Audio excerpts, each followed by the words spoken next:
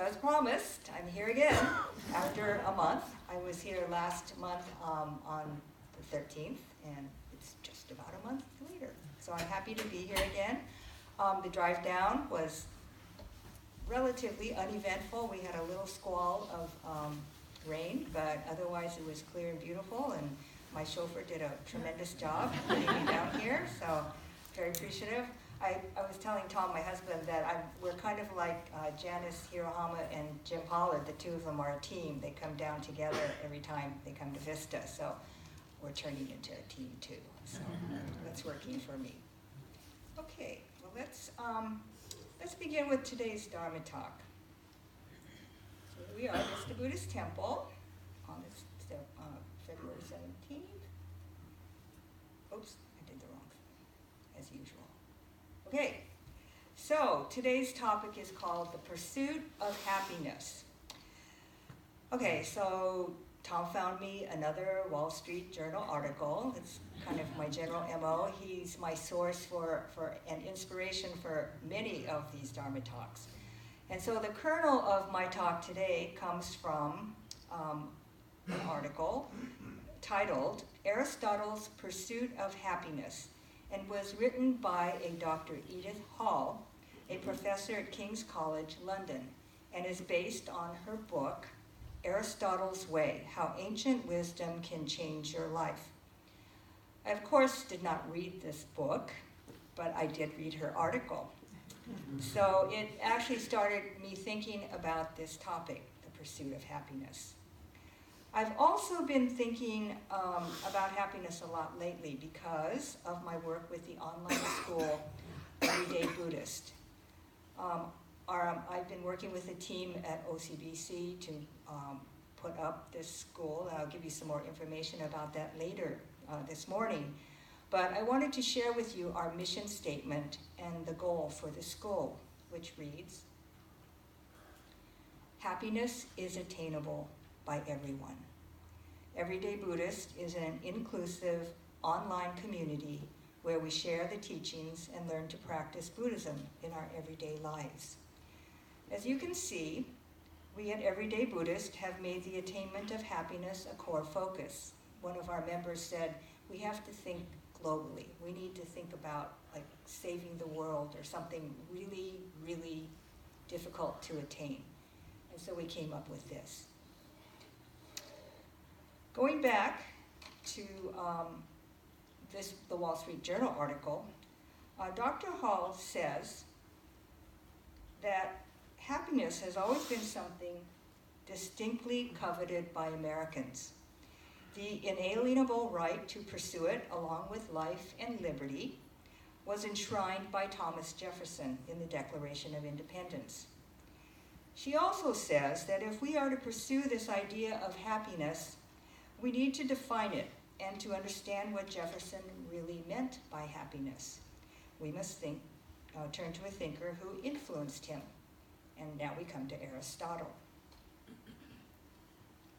Here we see a detail from a fresco by the Italian Renaissance painter Raphael titled School of Athens. So you get a lot of culture with me.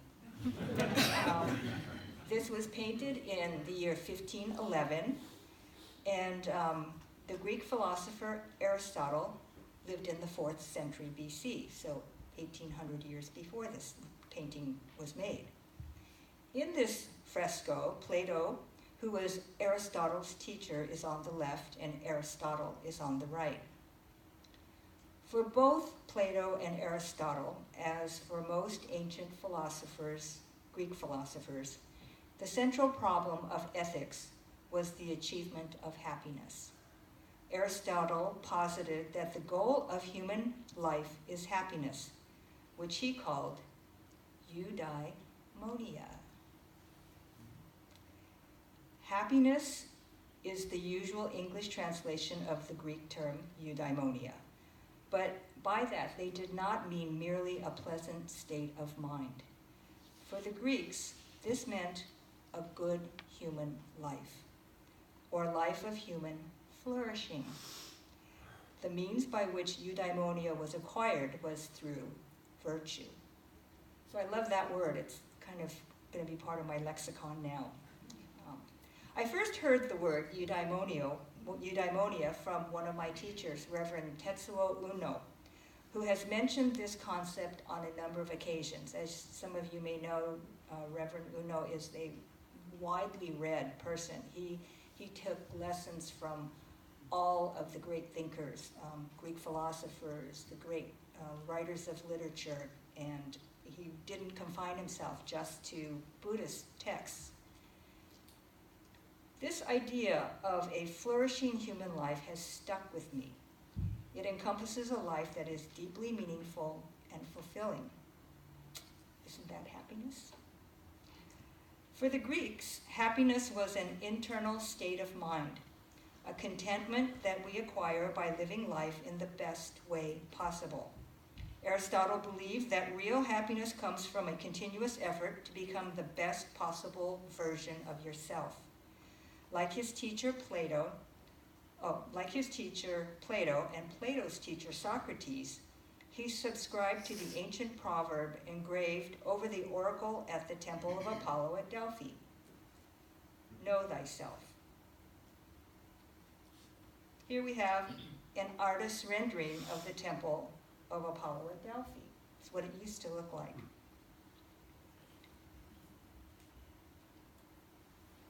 To my mind, this is the core of a life of eudaimonia, and that is where we must begin.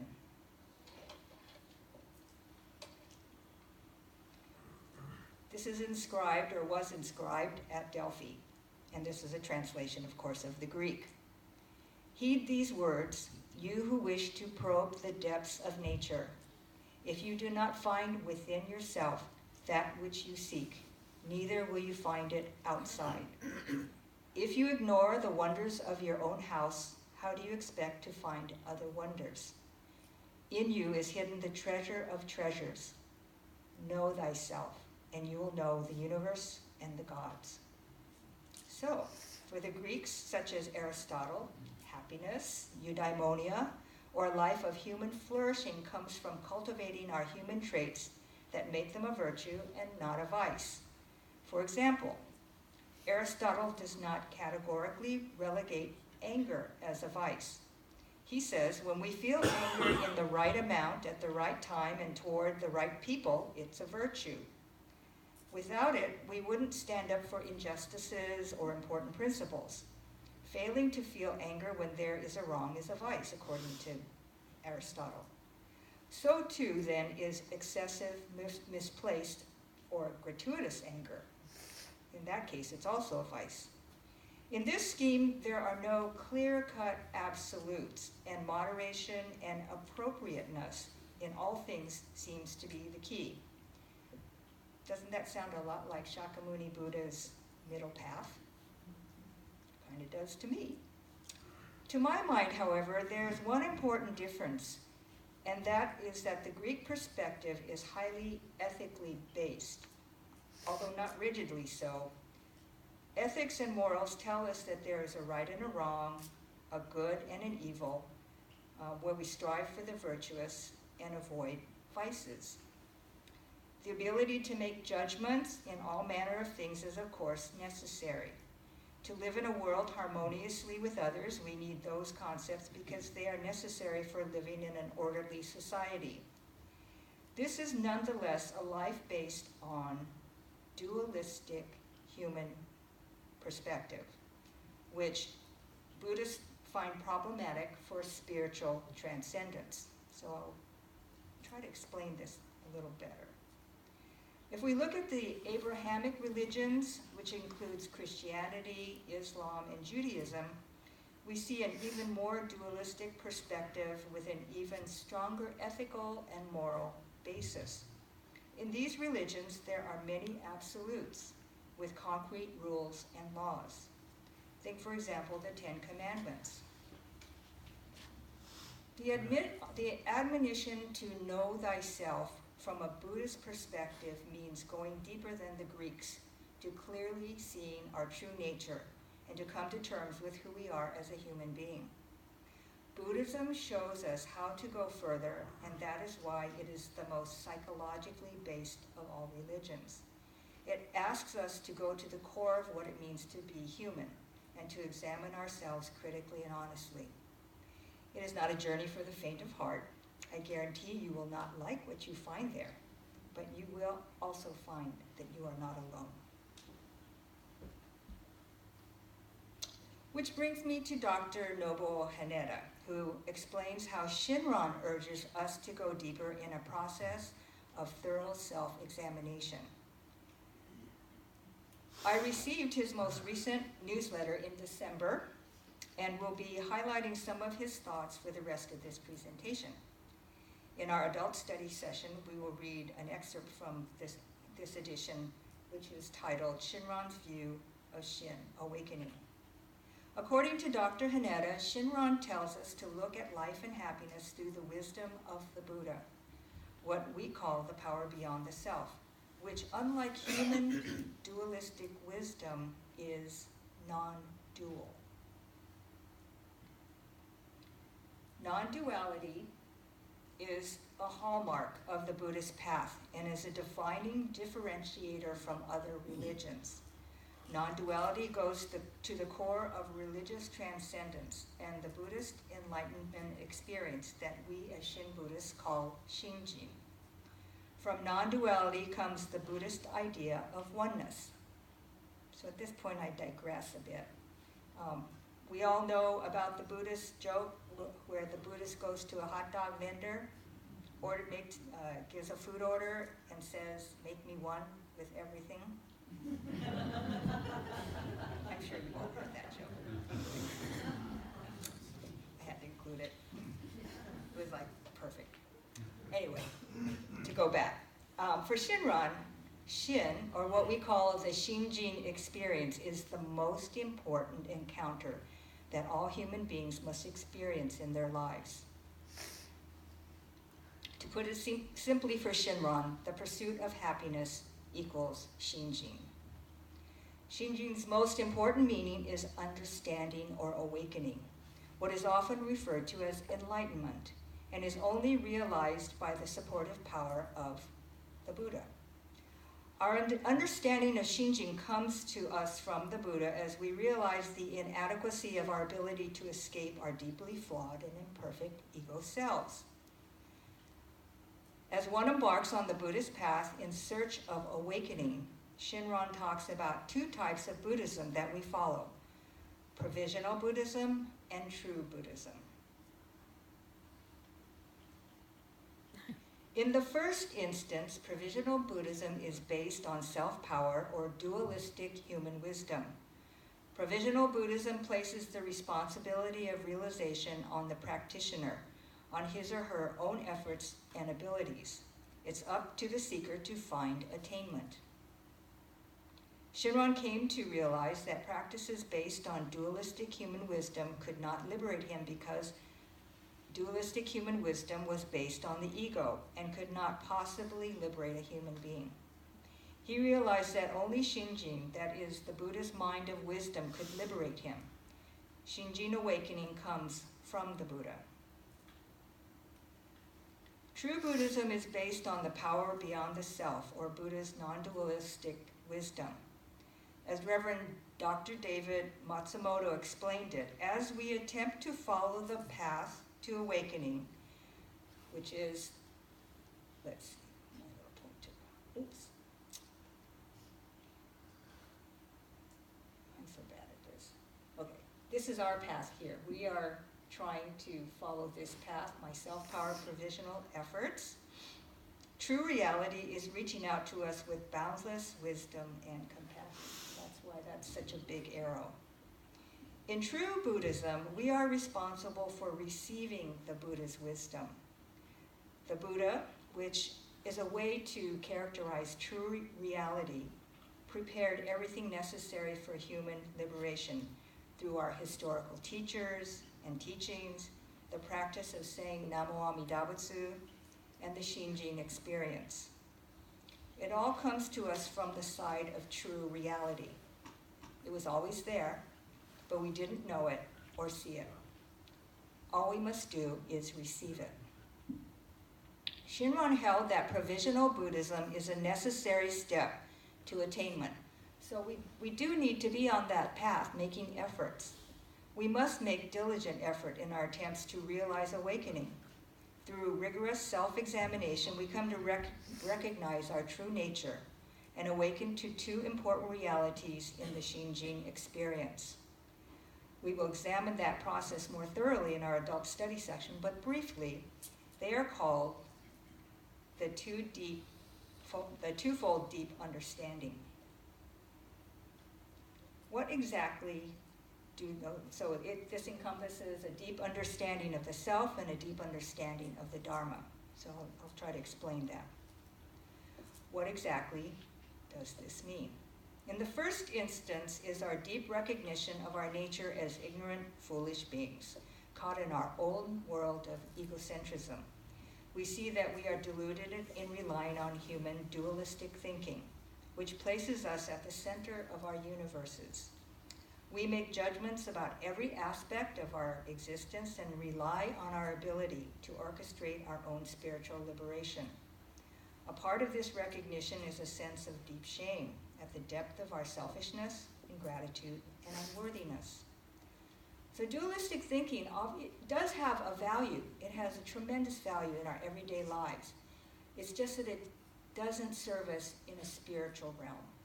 We need dualistic thinking in all manner of every other aspect of our lives. And what we think is that we can use dualistic thinking when it comes to spiritual matters.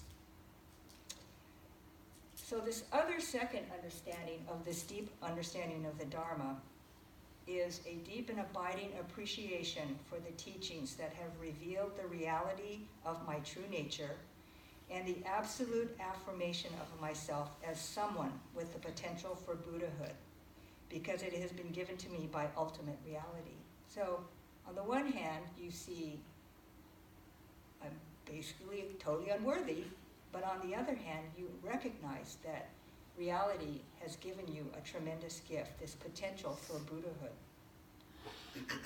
We are living proof that we are the recipients of infinite wisdom, love, and compassion. How else have we been sustained and nurtured all this time? In this vision of reality, everything in your life has been reality's gift to you. And within the Buddha's wisdom of non-duality, everything in your life has meaning. I'll repeat that. Within the Buddha's wisdom of non-duality, everything in your life has meaning. And I do mean everything. In this way, nothing that has happened to you is without significance. Now that's a very difficult concept, especially if you have experienced great suffering in your life. But it is the only way to transcend that suffering and not get stuck. We all know people who cannot move past their pain, and it permeates their lives, and it will until they can let it go. Holding on is a form of attachment, like holding on to possessions that no longer serve us, like I talked about last month. Choose liberation, move forward, and thrive. I know that is easier said than done, but I urge you to choose to find happiness instead. Out of that happiness comes a deep sense of gratitude. And that's very important in Jodo Shinshu. And that is the Shinjin experience, a flourishing life of eudaimonia, the best kind of happiness.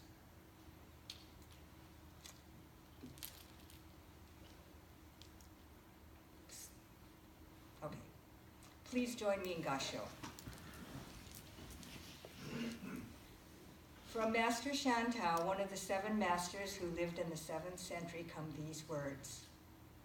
We are foolish beings of karmic evil, caught in birth and death, ever sinking and ever wandering in transmigration from innumerable kalpas in the past, possessing no condition whatsoever that would lead to emancipation.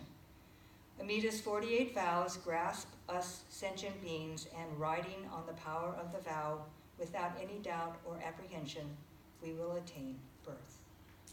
Namo Amida Butsu. Namo Amida Butsu. Namo Amida Butsu. Namo Amida Butsu.